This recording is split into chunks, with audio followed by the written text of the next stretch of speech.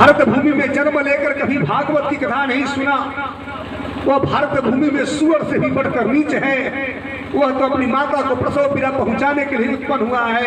ऐसे पशु तुल्य मनुष्य को धिक्कार है, क्योंकि भागवत महापुराण में आत्मा और परमात्मा की गाथा गाई गई है। भागवत महापुराण में आत्मा और परमात्मा की गाथा गाई है, और ब्रह्म से एकता का जुड़ाव कैसे होगा, ब्रह्म से अपनी आत्मा की एकता कैसे होगी, इसकी गाथा गाई है। इसीलिए बार बार जोर दिया जाता है विद्वानों के द्वारा कि शरीर नश्वर है। इस शरीर के कहते ही अब अविनाशी फल देने वाला कार्य कर लो, क्योंकि ये शरीर तो स्वतः नष्ट हो जाएगा एक दिन। अब इससे अविनाशी फल सिद्ध किया जा सकता है, वह है अपने आत्मा का उद्धार, परमात्मा की प्राप्ति। अब इस अमूल्य शरीर को हम लोग प्राप्त तो कर लेते हैं, लेकिन इस अमूल्य शरीर से उससे भी बहुमूल्य परमात्मा को प्राप्त नहीं कर पाते।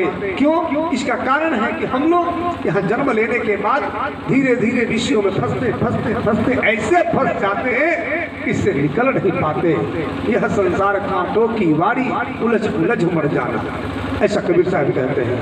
यह संसार कांटों की वारी है, उलझ उलझ के मर जाना है। एक पलक में गंगा जो किसी चहुँ दिशा फैलिया पानी, कबीर साहब कहते हैं साखी में, एक पलक में गंगा जो किसी चहुँ दिशा फैलिया पानी, ई पानी दो पर्वत ढापे, ई पानी दो पर्वत ढापे, दरिया लहर समानी, उर मक्खी तरवर पर बैठे बोले अमृतवाणी, उस मक्खी को मक्खा नहीं बिन पानी गर्भानी, गर्भ ही गुण तीनों जाए वह तो पुरुष अकेला, जो इस शब्द को अर्थ बतावे सोई सतगुरु मैं चेला। कबीर साहब कहते हैं कि परमात्मा ने एक बार संकल्प किया तो भवसागर रूपी पानी का विस्तार हो गया, ये भवसागर खड़ा हो गया, इस भवसागर का निर्माण हो गया, यानी दसों दिशाओं में इस भवसागर का आधिपत्य हो गया।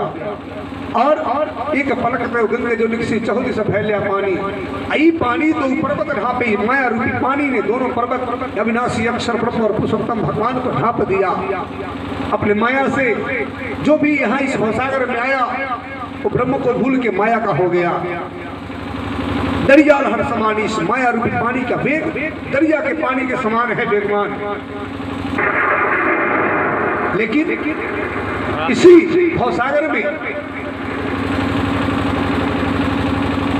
उर्मक्खी तरवर पर बैठे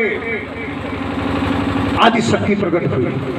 अब आदि शक्ति की बुद्धि को ज्ञान शक्ति गायत्री कहते हैं। वह गायत्री 4 वेदों का गान करती है, इसलिए उसे गायत्री कहा जाता है। अब वह वेदों का गान करती है, वेदों का गान करके उसमें ब्रह्म का निरूपण करती है, ब्रह्म का वर्णन करती है, परमात्मा का वर्णन करती है। वेद क्या है? भगवान की आज्ञा ही वेद है, जो हम सभी प्राणियों के लिए आया इस धरातल पर माता गायत्री के द्वारा। और वह माता गायत्री हम मनुष्यों के आत्म उद्धार के लिए उसमें ब्रह्म का वर्णन करती है वेदों में कि तुम ब्रह्म को प्राप्त करो। ओम भूर्भुवः स्वः तत्सवितुर्वरेण्यं भर्गो देवस्य धीमहि धियो यो नः प्रचोदयात्। माता कहती है तत्सवितुर्वरेण्यं, जो वर्ण करने योग्य परमात्मा है उस परमात्मा को प्राप्त करो, जो तीनों लोकों का स्वामी है, वह स्वयं का प्रकाशक है, स्वयं प्रकाशक है, सबका प्रकाशक है। उसी के तेज से सारा जगत प्रकाशित होता है। उस स्वयं प्रकाश परमात्मा को प्राप्त करो, जो क्षर और अक्षर दोनों से परे है, असत और सत दोनों से परे है।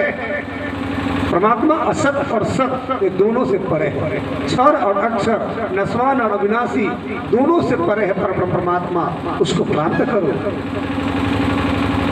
कहते हैं कुछ मक्खी को मक्खा नहीं बिन पानी गर्भानी, यानी उस आदि शक्ति के बारे में कहा गया तो उसका कोई पति भी नहीं, और उसके बाद भी गर्भवती हो जाए, गर्भवती भी हो गई।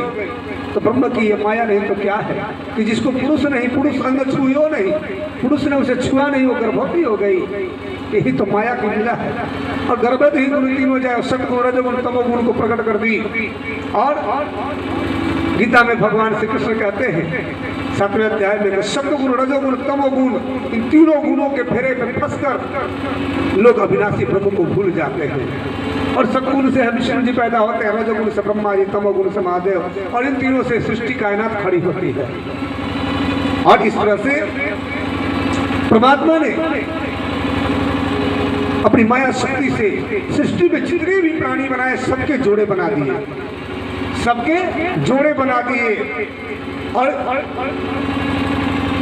एक जोड़ा दूसरे जोड़े को देख के जीवन काट लेता है, और कभी ये नहीं सोचता कि मेरे आत्मा का जोड़ा कहाँ है। यहाँ जब नकली नस्वान संसार में भी जोड़ा है, तो इस आत्मा का भी जोड़ा परमात्मा कहीं होगा, कभी उसे जानने का प्रयास नहीं करता।